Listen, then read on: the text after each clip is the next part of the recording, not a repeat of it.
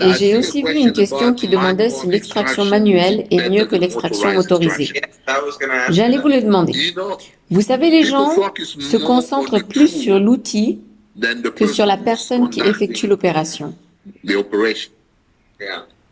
Si vous faites une extraction manuelle, sans vous soucier de ce que vous faites, vous détruisez. Le poinçon à dispositif micro-motorisé ou punch motorisé a ajouté une autre dimension parce que maintenant tout le monde peut en avoir un et pense qu'avec cet instrument entre les mains, c'est simple de prélever les cheveux. Mais la clé, ce n'est pas l'instrument. La clé, c'est la personne qui le fait et comment elle respecte la zone donneuse. Est-ce qu'elle suit un protocole de prélèvement? Combien de cheveux elle laisse derrière? C'est ça la clé. Si vous rapprochez tout, vous créez beaucoup de cicatrices, vous perturbez beaucoup les vaisseaux sanguins, donc la guérison ne sera pas optimale. Les follicules restants ne seront pas assez irrigués par le sang. Ils vont rétrécir et vous allez avoir des miniaturisations après la FUE. C'est ce que nous voyons maintenant.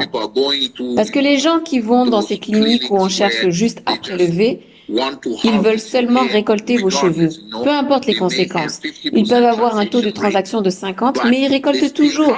Oui, parce qu'ils doivent atteindre un certain nombre. Et c'est ça le problème. Avec le marché aujourd'hui, ce n'est pas l'instrument motorisé le problème, c'est l'éthique. Ce sont les gens qui agissent comme ça. Et c'est cet enjeu dont il est vraiment question. Ce ne sont pas les instruments. Donc les gens ne devraient pas commencer à débattre sur les instruments et tout ça, parce qu'au bout du compte, quand vous regardez, il y a beaucoup de poinçons sur le marché. Certains diront, moi j'utilise un poinçon de 0,8 mm, mais quand vous regardez le trou, vous savez que ce trou est de 1,2. Ça me fait sourire quand je regarde les forums et les photos parce que vous savez, si vous utilisez un poinçon de mauvaise qualité, il faut regarder le diamètre intérieur et le diamètre extérieur. Et vous pourrez voir l'épaisseur entre les deux.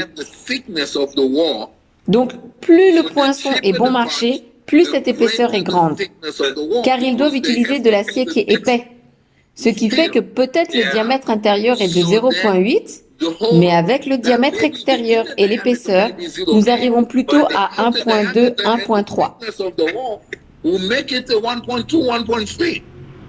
Et puis quand vous l'utilisez, vous détruisez juste tous les tissus environnants.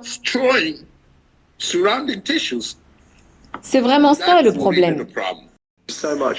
Merci beaucoup d'avoir regardé cette vidéo. Pour plus de bon contenu, n'oubliez pas de vous abonner et d'aller également sur bhrclinic.com pour commencer votre aventure capillaire avec une évaluation gratuite du Dr Bisanga.